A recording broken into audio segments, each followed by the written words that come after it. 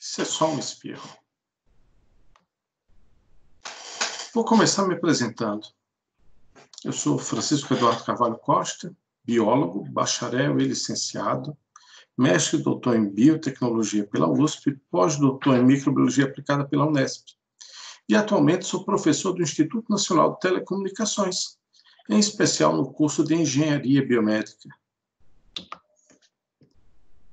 Quais os objetivos dessa nossa conversa? Onde pretendemos chegar com essa nossa conversa de hoje?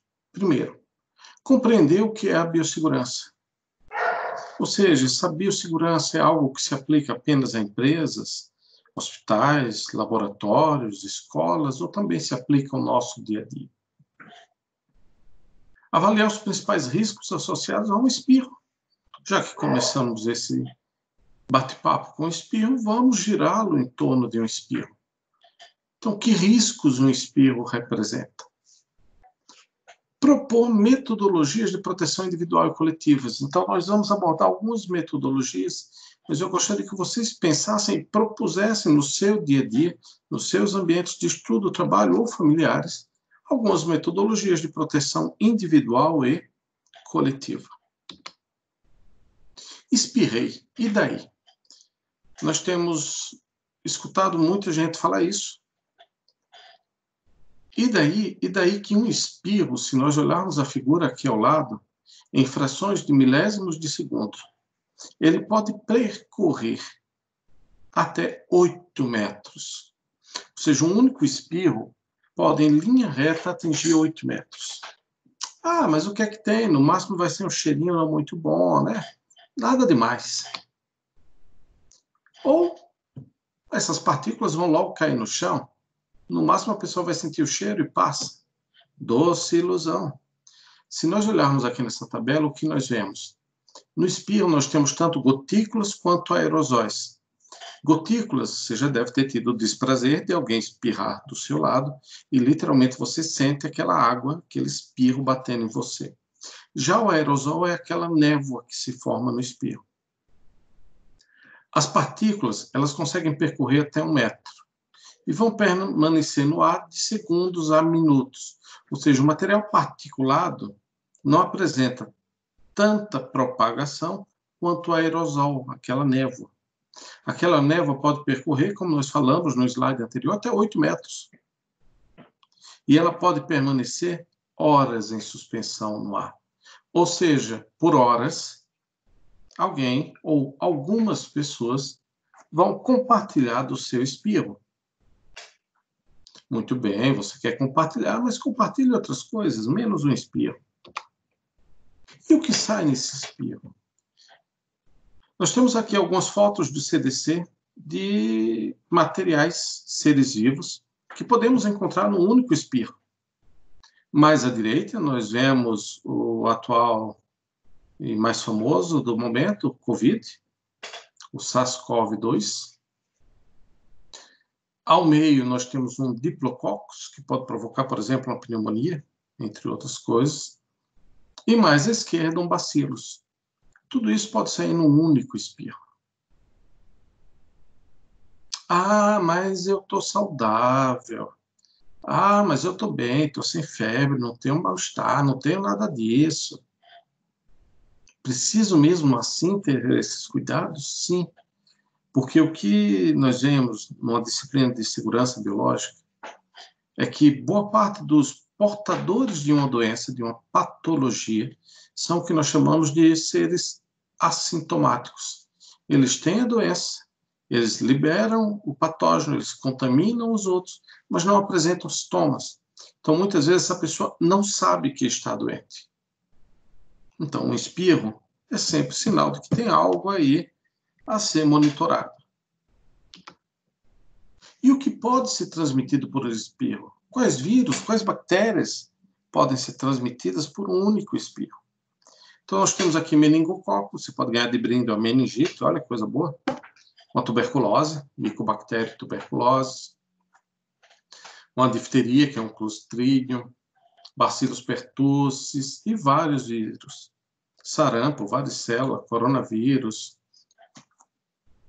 cachumba, rubéola, dentre outros. E até mesmo você pode adquirir doenças fúngicas pulmonares, você pode ingerir esporos de fungos. Ou seja, veja que aquele espirro, que muitas vezes a gente não dá devida importância, que muitas vezes a gente considera inócuo, todo mundo espirra, ou, pior ainda, isso nunca vai acontecer comigo. Cuidado com esse espirro, nós temos aqui apenas alguns dos que podem ser transmitidos. Ainda temos aqui em amarelo no meio a influenza, que é a gripe, rinovírus, responsável por algumas das sinusites, e aí novovírus e rotavírus, que também provocam doenças graves. Isso é só um breve apanhado do que pode ser veiculado por um espirro bem forte. E o que é biossegurança? Vamos ver as definições e tentar relacionar isso ao que acabamos de falar sobre o nosso bom e velho espirro. Um conceito mais amplo de biossegurança é um conjunto de medidas voltadas para a minimização dos riscos para o homem, animais e o meio ambiente. Aí você pode se perguntar, eu vou trabalhar com engenharia clínica, eu vou trabalhar numa indústria, então tudo bem eu me preocupar com os riscos para o ser humano. Por que eu tenho que me preocupar com riscos para animais e meio ambiente? Aí é importante você procurar na literatura e conhecer as principais doenças emergentes. O que são doenças emergentes? São doenças que estão no meio ambiente, que estão no ambiente silvestre, mas devido ao fato desse ambiente estar se tornando cada vez menor, por desmatamento e ocupação dos espaços, com casas, sítios, pastagens, etc. Parte desses patógenos procuram novos hospedeiros, novas fontes de alimentação. E muitas vezes eles vão migrar para o que tem mais próximo, os animais domésticos. E dos animais domésticos, se o convívio for muito grande com os seres humanos, isso também passa para os seres humanos. Ah, mas isso só acontece lá na China. Não. Só relembrando, leiam antes de falar. Tudo que a gente fala em biossegurança é normatizado, é fundamentado. Então, é muito importante isso quando se trabalha numa empresa, quando se trabalha no hospital. O Brasil já forneceu ao mundo várias doenças. Exemplo, úlcera de Bauru, ou calazar, vulgo leishmaniose, veio do gambá e do tatu para o ser humano. Nós podemos ter doença de Chagas, que veio do macaco, do tatu e do gambá para o ser humano. E aí se espalhou nas Américas e alguns outros países. Então, em todos os continentes existem doenças emergentes. Elas podem ter maior ou menor impacto, mas sempre existem. Por isso que é importante um equilíbrio, ou ao menos tentar agredir o mínimo possível esse ambiente. Porque se eu perturbo esse ambiente, eu corro o risco de fazer com que patógenos que lá existem migrem para o ser humano. Então, isso é uma das metas hoje em dia. Os animais, por vários motivos. Se eu contamino um animal e ele é meu alimento, eu me contamino. Se eu contamino o ambiente, isso cria um desequilíbrio, esse desequilíbrio sai uma doença emergente, pega o animal doméstico, eu perco o meu alimento, ou pior, essa doença sai do animal para mim. Então, hoje em dia, quando a gente pensa em meio ambiente, é o conjunto que pode impactar na saúde humana. Se a gente pegar uma definição mais específica, para laboratórios, tanto de ensino, como nas escolas, no Inatel, nas faculdades como um todo, ou para pesquisa e desenvolvimento na indústria ou no hospital. A biossegurança será o conjunto de ações voltadas para a prevenção, ou seja, todo ambiente existe risco. Nós vimos que o espirro tem risco de contaminação viral, bacteriana e fúngica. Então, toda e qualquer atividade tem risco. Não adianta pensar que é só na empresa. Se você parar para ler o rótulo dos produtos químicos que você usa em casa, por exemplo, soda cáustica, água sanitária, que é o hipocloreto de sódio, dentre outros, todos têm riscos associados. Você usa um fogão, você tem risco de queimadura, superfície quente. Você utiliza um secador de cabelo, também superfície quente. Você utiliza um ferro de solda, é um risco físico. você senta numa cadeira de forma inapropriada, é um risco ergonômico ou postural. Ou seja, toda e qualquer atividade apresenta riscos. E isso é um ponto importante, porque se eu conheço o risco, eu posso tentar prevenir, minimizar, ou seja, mesmo que o risco se torne um acidente. Risco é tudo aquilo que pode vir a provocar um dano, é tudo aquilo que pode vir a provocar um acidente. Então, não é porque existe o risco que terei acidente. Ok? Se eu conheço o risco, eu vou prevenir e minimizar. O ideal seria eliminarmos o risco. Mas vamos pensar, nem em casa conseguimos eliminar o risco, imagine uma empresa, pior ainda, no ambiente hospitalar. Isso sempre pensando em atividades de pesquisa, produção, ou seja, indústria, ensino, desenvolvimento tecnológico, que é inovação, pesquisa e desenvolvimento, prestação de serviços, as quais possam comprometer a saúde do homem, dos animais, do meio ambiente, e aqui entra um final muito interessante, ou a qualidade dos trabalhos desenvolvidos. É muito importante pensarmos nisso. Biossegurança não visa apenas proteger os indivíduos, mas visa também proteger a qualidade do serviço prestado, a qualidade do produto prestado. De novo, vamos pegar o espirro como exemplo. Você está fazendo um eletroeletrônico, um eletromédico, e você espirra na placa de circuito. Primeiro, dependendo da composição do seu espirro, você pode oxidar, diminuir a condutividade dessa placa, afetar a eficácia do sistema. Você pode contaminar essa placa e o próximo que vai manusear pode adoecer. Então, vejam que, de novo, o bom e velho espirro é um ótimo meio para entender um risco. E como devemos fazer, então, em qualquer um desses ambientes? Nós temos que avaliar o risco, que é um processo científico e sistemático. Ah, mas onde eu vou ver isso? Qual a norma que você vai seguir? É a ABNT? É Inmetro? É a Anvisa? É uma ISO? Todas essas normas têm pontos de checagem. Existem checklists que você vai verificar e listar os riscos de cada ambiente. E quando, ou melhor, e por que um risco pode se tornar um acidente? Por vários motivos. Primeiro, falta de treinamento, conhecimento ou experiência. Então, vamos pensar, você vai trabalhar com manutenção de equipamentos eletromédicos. O funcionário do hospital, por falta de treinamento, conhecimento ou experiência, espirra em cima do equipamento que você vai manusear e não limpa ou desinfeta esse equipamento. Você vai ter o risco de adoecer. Ou você espirra e continua o seu trabalho. Você pode estar prejudicando a qualidade do serviço. Falta de cuidado. É aquela coisa, foi só dessa vez que eu esqueci de pôr o braço na frente ou de usar uma medida de prevenção. Distração, aqui as redes sociais são muito interessantes quando no seu devido momento. Fadiga. Um problema que nós temos frequente quando a gente pensa em segurança é estar atento. E para estar atento, você não pode estar cansado. Se você está demasiadamente cansado, fadiga, ou faz uso de medicamentos que levam ao sono, você aumenta drasticamente o risco de um acidente ocorrer. E o ponto que talvez seja o mais comum, autoconfiança e excesso. Então, nessa ilustração, nós temos um gato um tanto quanto autoconfiante, passando por frente, na frente de uma fileira de pastores alemães. Então, isso acontece com o ser humano também. O que é recomendado? O que é desejável? Em algumas empresas, nós não utilizaremos o termo desejável. Nós utilizaremos o termo obrigatório.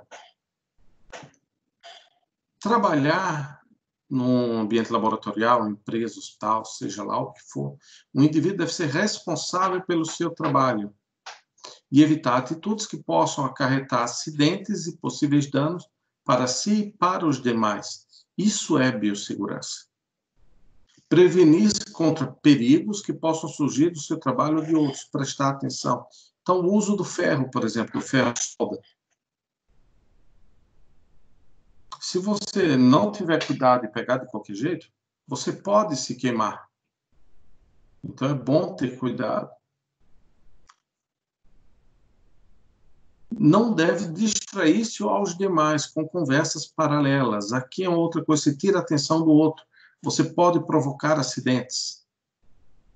Observar as normas de segurança. Todo e qualquer ambiente de trabalho deve ter seus manuais de boas práticas, manuais de fabricação, manuais de boas práticas de processo, manuais de boas práticas de prestação de serviço. São manuais onde eu descrevo como deve ser aquele setor e, em caso de acidentes, como proceder. Quais são as normas de segurança específicas? O ponto talvez o mais importante: ser responsável pela manutenção e limpeza do espaço ao término da atividade. Ou seja, se programe, deixe sempre um pouco do seu tempo para você limpar e pôr em ordem tudo que você tirou do lugar.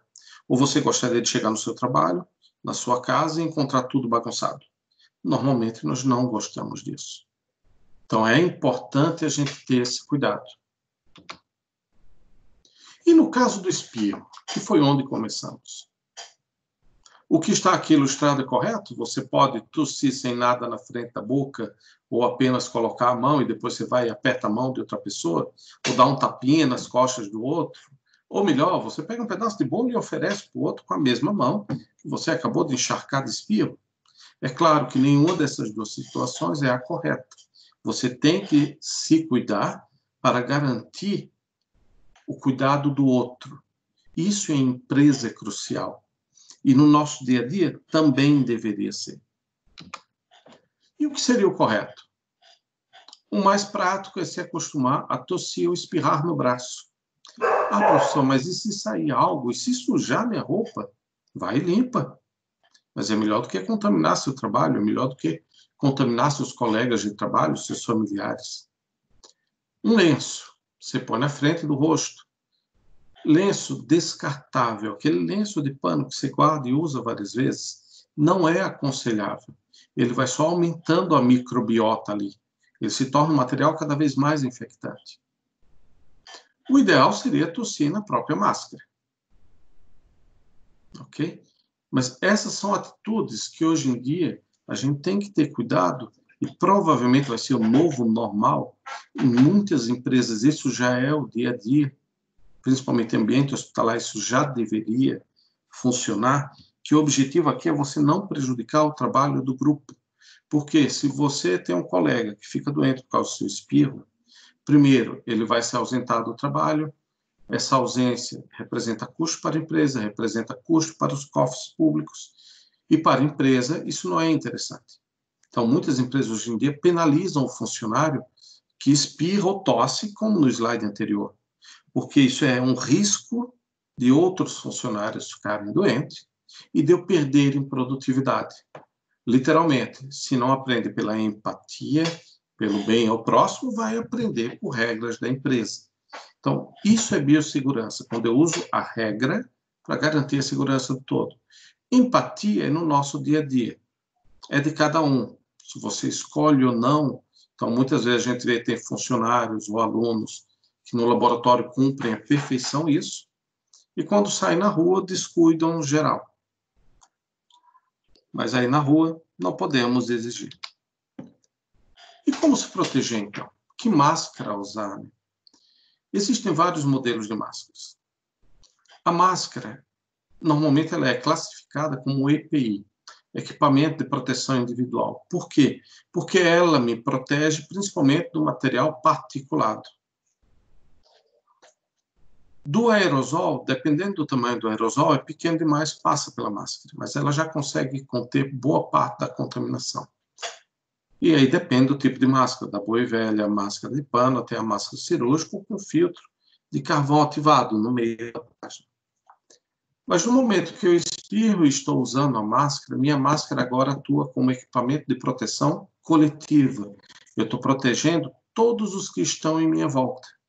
Isso é algo muito interessante.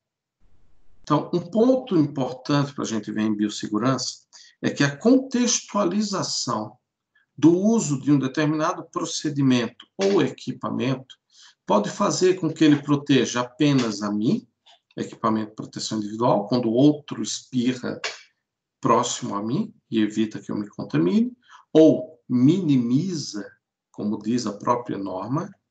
Evitar é o sonho de consumo dos laboratórios farmacêuticos e biomédicos.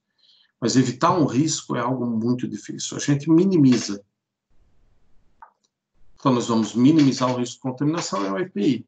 Do momento que eu espirro e evito contaminar vários outros, ela se torna um EPC, um equipamento de proteção coletiva. É muito importante a gente entender o contexto em que se está falando. Isso é algo que é interessante vocês treinarem essa questão de contexto.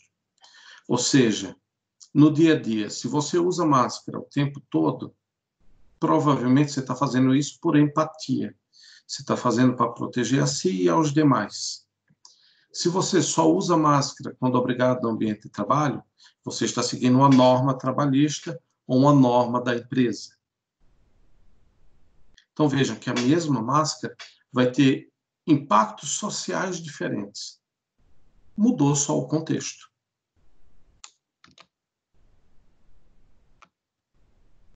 Mas eu já uso máscara.